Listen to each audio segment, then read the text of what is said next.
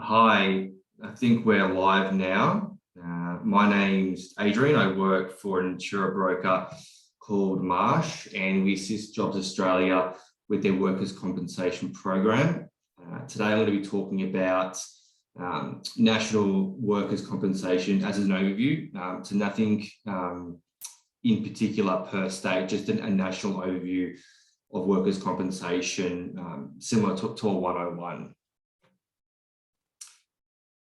So kicking off with the content topic, as I mentioned, it'll be an overview of the workers' compensation landscape nationally. I'll be discussing claim lodgements specifically as well, claim liability, and lastly, claims management.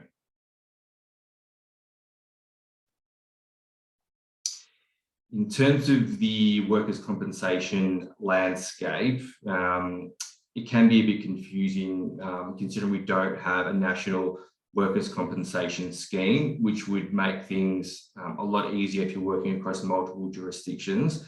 Unfortunately, every individual state and territory has a unique scheme, an individual regulator, and a separate workers' compensation act.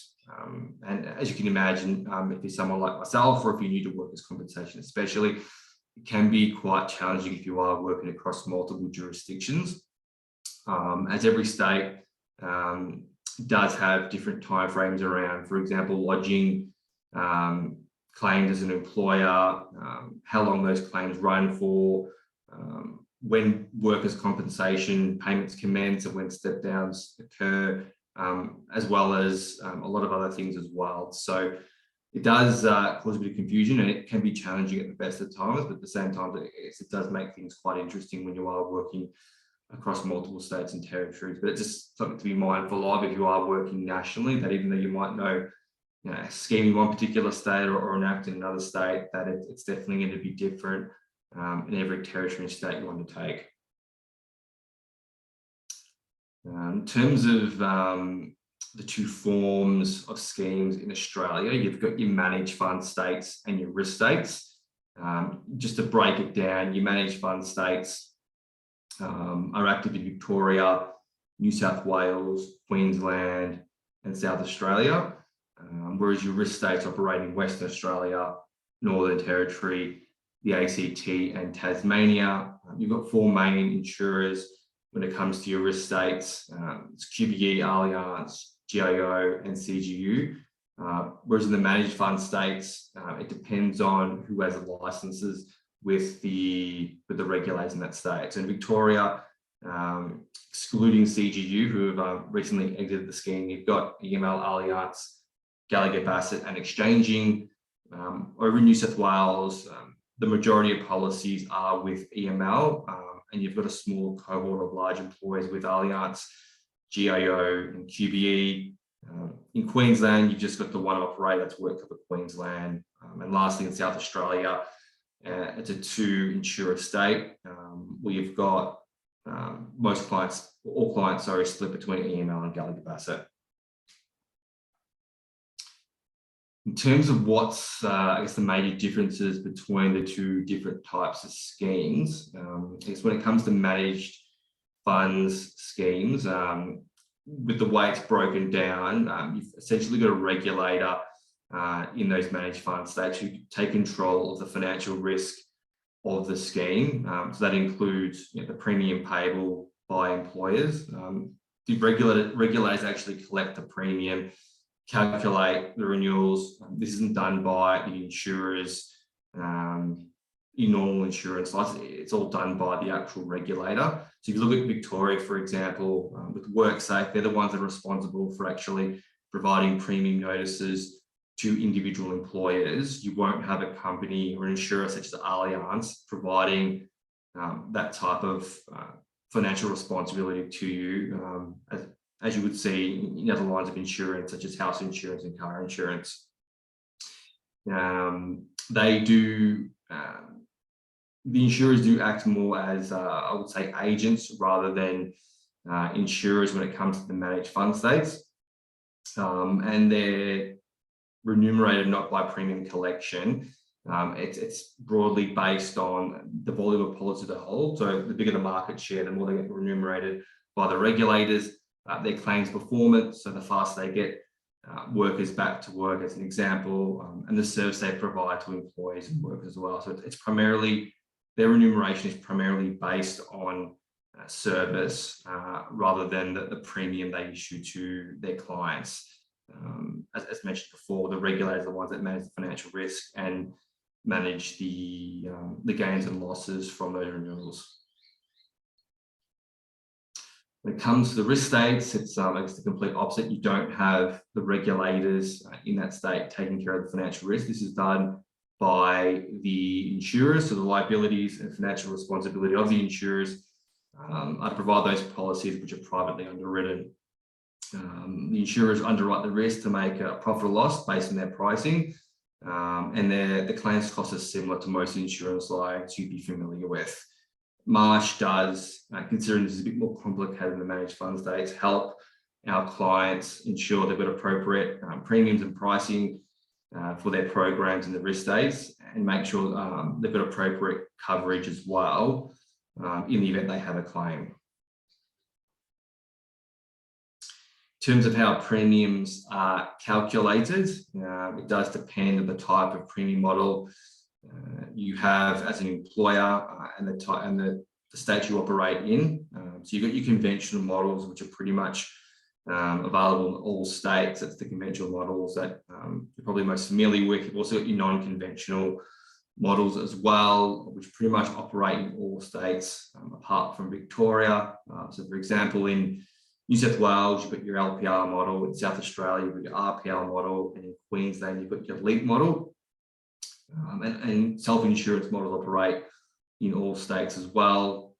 When it comes to client size, as an example, you can't be a small employer in New South Wales and jump on a non-conventional model. You need to meet a certain threshold. And those models are primarily made for your medium to large employers. When it comes to self-insurance models, you really want to be a large to extra large organisation. Otherwise, you're just not going to have the funding and the resources in place to take on that type of model. In terms of your premium, when you're looking at conventional models, there is a specific formula set by the regulator, which is heavily impacted by the industry you operate in. So it's a set algorithm based on a number of different factors to calculate your premium. Whereas you look at your non-conventional models, they are closer aligned to your claims performance as an employer without the influence of the broader industry. And over in self-insurance, there's obviously no premium model. You've got your reinsurance costs, which all employees should have if they've got a self-insurance model, but there is no set premium considering there's no insurer and you're covering the claims costs. In terms of your claims exposure, traditionally in the conventional model, it's a 3 to 5 year claims exposure risk period, depending on the state you operate in. Over with your non-conventional models, you are looking at usually a claims cost per policy period with following adjustments after that. And with your self-insurance model, as I mentioned before, you're essentially just paying for the claims costs that you're incurring, considering you don't have that insurer involved. You get your claims capping there as well. And in terms of premium certainty, when it comes to your conventional models, they are locked in per policy period based on the wages and claims costs for that particular risk period. Over with your non-conventional models, as I mentioned before, it is variable over a period of time. You do have your ongoing annual adjustments, usually over a 48-month period. And in the self-insurance space, again, there's no premium and no limit to claims costs. You just get your reinsurance costs and that's it. Moving on to claim lodgement, there are reporting requirements when it comes to notifying lodging of claims nationally. As I mentioned in the first slide, it can be quite confusing when you are working across multiple jurisdictions around the country, as all states and territories have different timeframes when it comes to actually notifying and lodging claims with your aligned insurers. So just to run through them, you've got 8 days up in Queensland to notify WorkCover Queensland. New South Wales employers must notify iCare within 48 hours of an injury or incident. In the ACT, it's 48 hours as well, and workers must complete those claim forms within 7 days of receiving them. In Victoria, there's been a recent change. Traditionally, it was a 10-day period for employees to lodge claims. They've now split that into 2 categories. You've got 10 days for physical claims and 3 days for psychological claims. The reason behind that is that they didn't want any unnecessary delays for psychological claims, considering how sensitive they are. So they've brought in the time frame for 3 days. It's something you need to be extra vigilant of if you're operating in Victoria. Down in Tassie, you've got 3 days to notify the insurer of an injury and 5 days to lodge that claim. In South Australia, you've got 5 business days to forward the claim to the insurer. In Western Australia, it's 5 days. And lastly, in the Northern Territory, employers have 3 days to submit their claims. Moving on to claims liability, I'm going to talk about how liability is determined by the insurer broadly across Australia and what happens following claim lodgement as well. So you've got your, it does change slightly from state to state, but there are fundamental eligibility criteria that most states stick to. So these are the ones you probably need to be aware of the most when trying to determine whether or not one of your claims may be accepted by an insurer. Firstly, the worker needs to be defined as a worker within the meaning of the legislation. From time to time, it is rare, but there are workers who do lodge claims against their employer when they're not actually defined a worker under the Act. And if that's the case, clearly the claim won't be approved. So just to give you an example, you may have a situation where you've got an independent contractor performing work for you as an employer, but just because they're performing work for you as an employer as an independent contractor doesn't necessarily mean they're going to be defined a worker under the Act or deemed a worker under the Act. There's a certain criteria they need to meet in order to be deemed a worker under the legislation. So if you do have a situation such as that, just make sure the claim is thoroughly investigated, because the insurer does then determine based on a set criteria from the regulator whether or not they should be deemed a worker under the Act. The worker also needs to have a diagnosable injury, which seems pretty obvious. They need to establish that they have been injured and have been injured at their place of employment with an actual diagnosis. Otherwise, they're not entitled to the workers' compensation, considering it's a scheme to provide coverage for injured workers. The worker's injury must have arose out of or in the course of employment. We do have claims coming through whereby workers do have a diagnosable injury, but the actual injury wasn't caused at work. So it definitely needs to be caused during employment hours. It can't be caused outside of work or in the sporting field or in some cases on the way to work. That would be deemed a journey claim in most states. It needs to be at the place of employment during employment hours. Employment must be the significant contributing factor to the claim as well. We do find from time to time there are multiple causes which contribute to the injury. However, the primary cause or significant cause needs to be from employment. For example, if someone sustained a broken leg on the weekend as a sporting injury, playing soccer, and they come in and they have a bit of a niggle at work, they can't then use that niggle to have their workers' compensation claim approved, considering the bulk of that incapacity was caused by the sporting injury on the weekend. So if you're concerned around a claim being non-work related, just make sure you get the insurer to investigate whether or not employment is a significant contributing factor, even though there might have been some type of minor incident at work. A worker's injury is also not compensable. It's been caused by reasonable management actions conducted in a reasonable manner. So, for example, if a worker is suffering from anxiety and depression post a termination, and the termination is the reason why they've got the diagnosable injuries, then it's not actually covered under the workers' compensation schemes nationally.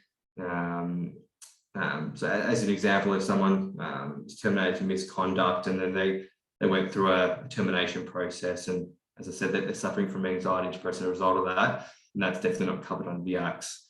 And lastly, workers cannot claim for pre-existing injuries unless it's been aggravated by employment. So if someone has anxiety and depression, they've been able to work successfully for a number of years, and then there's an incident at work that's aggravated their pre-existing condition, the aggravation will be accepted by the insurer, but not the underlying pre-existing condition. You always want the aggravation accepted rather than the underlying condition, because that's what the scheme should be covering, and you don't want to be unnecessarily having underlying conditions placed against your policy when they shouldn't be there. In terms of liability decisions per state, it does vary from state to state. So every state has different timeframes in terms of when they need to make a final decision on liability, and secondly, what payments are made to injured workers during a period of investigation as well. So over in New South Wales, they've got 21 days to make a decision on a claim unless the claim is pended and investigated, which can be done for a maximum of 12 weeks, at which point the insurer does need to make a decision on liability. In Victoria, they've got 28 days to make a decision on liability. There is no provisional liability period, especially for weekly payments. It's purely just a 28-day period. By the end of that 28-day period, they need to make a decision on the claim. In Queensland, it needs to be done within 20 days, and in South Australia within 10 days. If the claim is pending in South Australia, it's similar to New South Wales, the worker is entitled to interim payments until the decision has been made. That interim period doesn't have a set defined time frame though. As I mentioned before, in New South Wales, they've got 12 weeks to make a decision. In SA, it's essentially indefinite. They'll use as much time as possible to collect the information they need to make a decision, and once that decision is made, they'll make a determinant on liability. I touched on it before, but you've got your provisional liability period. You've got 12 weeks in New South Wales, works to claim interim payments while the claim is being assessed, as well as 10K medical expenses. You don't have that in Victoria and Queensland. As mentioned before, you've got essentially an indefinite period in South Australia until they're comfortable in terms of making a decision. And those interim payments are based on the average weekly earnings over a 12-month period prior to the injury allegedly occurring. In terms of declination, it's pretty much standard across those 4 states. If the claim is not accepted, or rejection notice is issued to the employer and the worker, and it's up to the worker they want to appeal after that. Moving on to the risk states, so Northern Territory, WA, the ACT and Tassie. I'll go back to the time frame to make a decision. In NT, it's within 10 days. In WA, 14 days. ACT, 28 days. And in Tasmania, it's quite large. They've got 84 days to make a decision. Again, it's different in every risk state, so it can be confusing. So it's always important to have these sort of discussions with your insurer when a claim is lodged and it's potentially being investigated, just so you can get your head around when a decision might be made. In terms of what happens in the event that a claim gets pended and investigated by an insurer, in the risk states, in Northern Territory, they've got up to 56 days to have liability pended, and payments are required during that period of investigation. In WA, similar to Victoria, no payments are made during period of investigation. In the ACT, similar to the NT, payments are required, and in Tasmania as well, payments are required during that 48-day period of investigation. Obviously, it's a long period, 84 days. If they can make a decision before then, they will, but they've got a maximum of 84 days to make that call. Similar to the managed fund states, when it comes to declining a claim, a rejection notice is issued. It's provided to the worker and the employer, and there is scope to appeal after that as well. Moving on to claims management, I'm going to run across the fundamentals again. So the fundamentals of workers' compensation entitlements for injured workers, as well as key employer and worker obligations in all states. Again, they do differ slightly from state to state, but I'll be talking about the fundamentals which can apply to every state and territory. So kicking off with workers' compensation entitlements, your fundamental, your key entitlements, and that all kicks off with weekly compensation, which is consistent across all states and territories. It's based on PIAWI, which is pre-injury average weekly earnings, calculated over a 52-week period. So essentially, insurers obtain a payroll report from employers over a 52-week period. They average that out, and their entitlement is based on that 52-week period, which workers receive either for a period of total incapacity, so not working at all, or a partial incapacity as well. If they're back to work on part-time hours because they're on a graded return to work plan, then their entitlements will be based on their entitlement minus what they're earning at the company. There are specific formulas that the insurers use, but it's the easiest ways to describe it is that whatever they're earning within the workplace is deducted from their workers' compensation entitlement if they're on partial hours instead of full-time hours.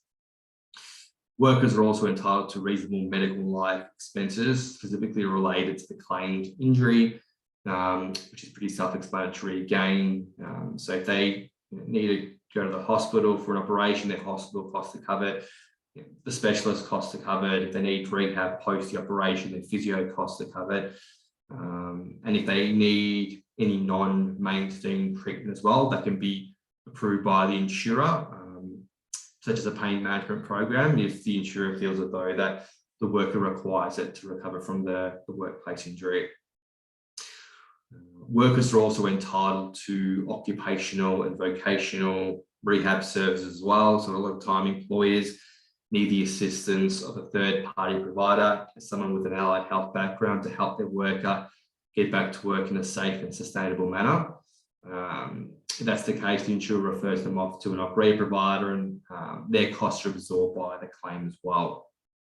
They can also help out with this being an ally to the worker and helping them out with their treatment and being advocate as well. So there are multiple benefits of using occupational and vocational rehab consultants, because if you can't manage it in-house, they can definitely set you up from the outside to get the worker back to work again.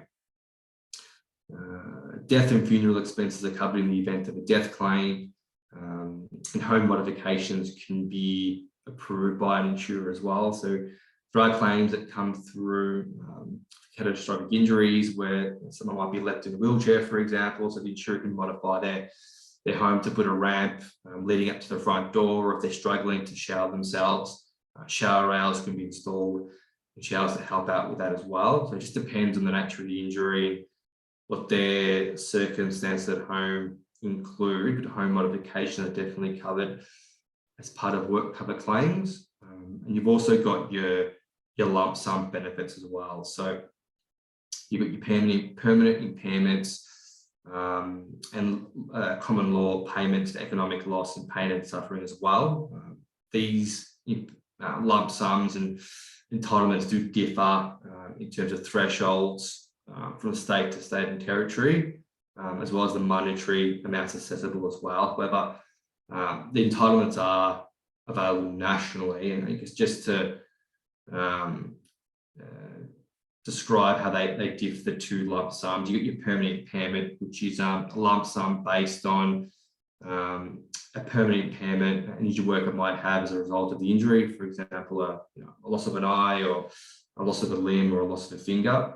The more severe the actual injury is, the higher the permanent impairment payout's going to be. And then on top of that as well, as I mentioned before, you get your common law payments for economic loss. So if they're at a financial loss because of the claimed injury, because they can't work or can't work to the future, then they can receive further sums of money for economic loss, as well as your general pain and suffering as well. So not just limited to the specific impairments such as loss of finger, but the overall holistic pain and suffering that the injury and claim has caused.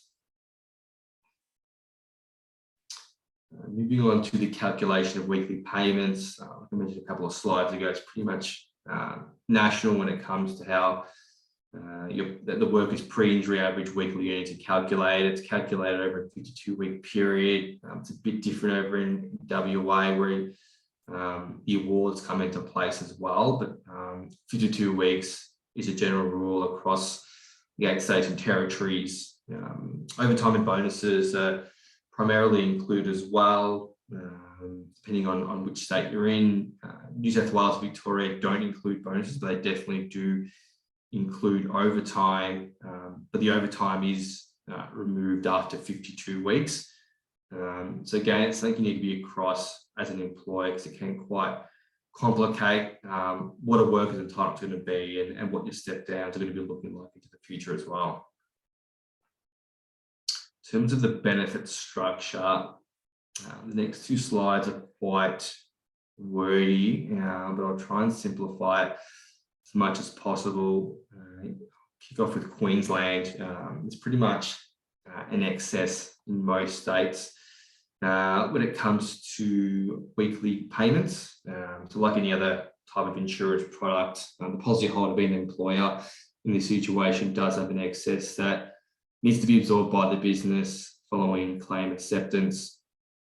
And there's also a date in which the statutory provisional payments need to be beginning as well. So in Queensland, for example, it's from the date of assessment, and with your weekly rates, the percentage of compensation that needs to be paid as well does start off with 85% in Queensland, or 80% if they're using the QOTE rate. So that's for the first 26 weeks, and there's a drop after 26 weeks at 75%. And then after 2 years, compensation for any claim will be dependent on the degree of impairment as well, following a capacity test. In New South Wales, provisional payments need to be commencing within 7 days. Workers are entitled to 95% of their average weekly earnings for the first 13 weeks, and then 80% after that. Similar to most states, you've got your work capacity test, which is performed at 130 weeks. So if the worker has any capacity at all, following 130 weeks, the claim does continue, but that capacity test does occur at 130, similar to Victoria. Below that, step downs are quite similar in New South Wales and Victoria. Workers are entitled to 95% of their pre-injury earnings for the first 13 weeks, and 80% after that, with overtime being excluded after 52 weeks. Moving on to the ACT, provisional payments. Payments need to be beginning from the notification of the injury.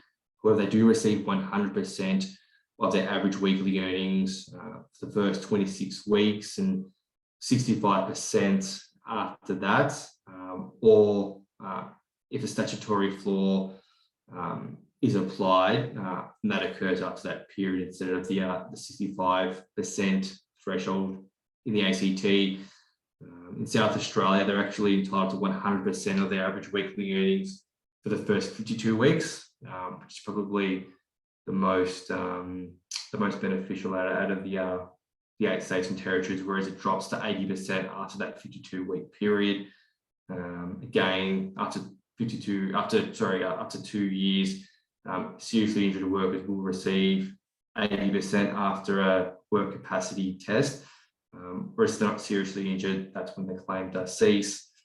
In Western Australia, again, it's 100% of their average weekly earnings to begin with, and it drops down to 85% after the 26-week period, unless they have an award which states they receive 100% after 26 weeks. In the Northern Territory and Tassie, again, it's 100% of their average weekly earnings for the first 26 weeks. In the NT, it drops down to 75% at 26 weeks. Whereas in Tasmania, it drops down to 80% after 26 weeks, and then 80% after 78 weeks as well. So it just depends on the state you operate in. There's all different types of step downs, percentages, depending on where the claim is situated throughout the course of its life.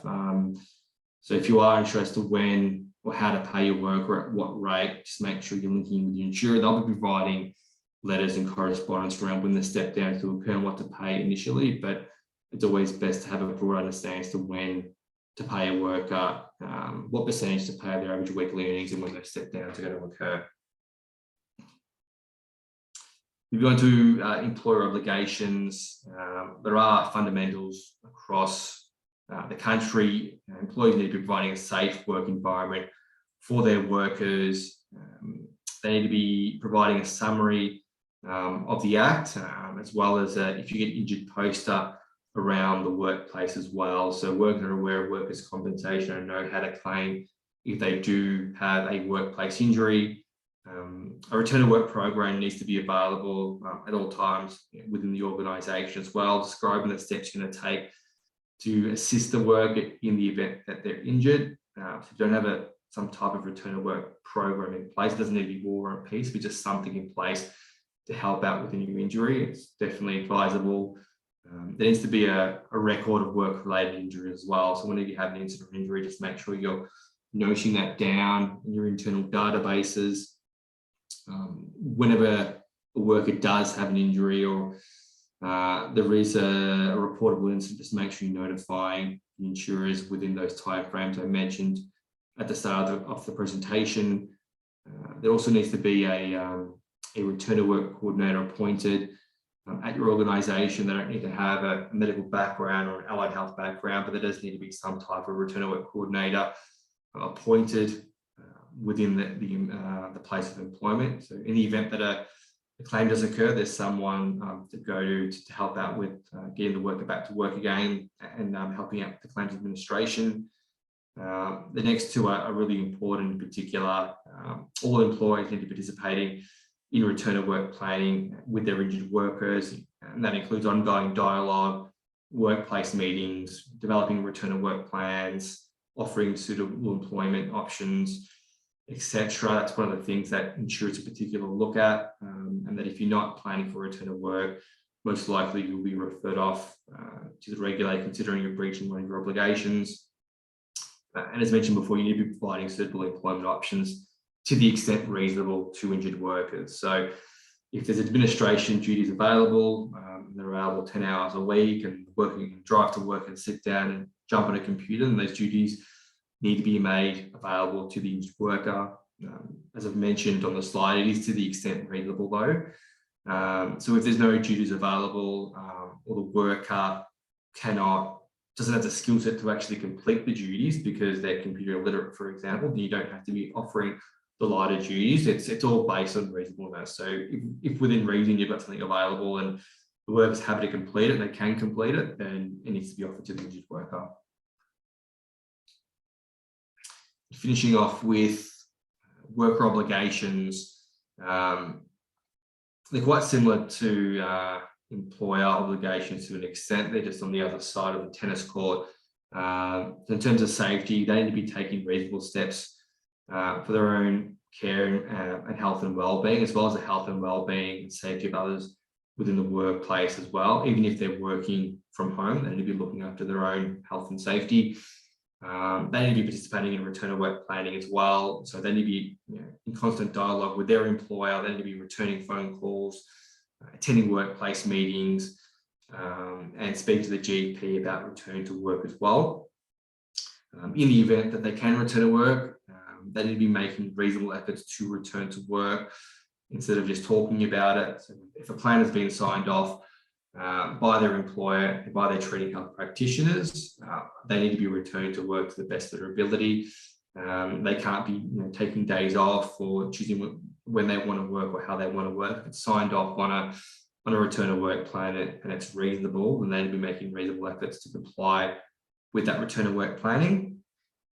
They also need to be participating in any occupational rehab services as well. So if the employer has outsourced this with the help of the insurer to an occupational rehab provider, that the provider wants to catch up with the worker, discuss their return to work plan or suitable employment options, then the worker, to the extent reasonable, needs to be liaising and working with that OC rehab provider. Otherwise, they are in breach of their obligations. And they also need to be participating in independent medical examinations as well. So periodically, if required, insurer will arrange what's called an IME, or an independent medical examination, and they need to be attending those examinations. Otherwise, it may lead to a suspension of their entitlements. And lastly, as I mentioned before, they need to be keeping in regular contact, to the extent reasonable, with their employer, insurer, and occupational care providers. They don't need to be calling them every day or every second day, but to the extent reasonable, they need to be keeping in contact with all parties and returning correspondence. Otherwise, they may be in breach of their obligations as an injured worker under the Acts. I think that's about it. We'll now open up the floor for any questions. Otherwise, you can submit your questions through Jobs Australia, and I'll pass it on to me, and I can respond back later in the week.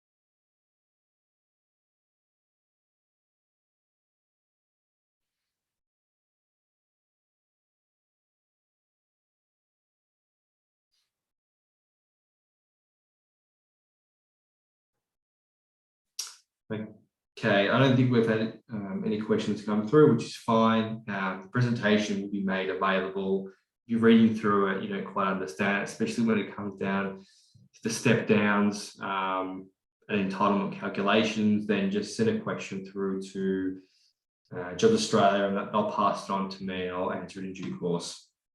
Thanks for your time. Bye.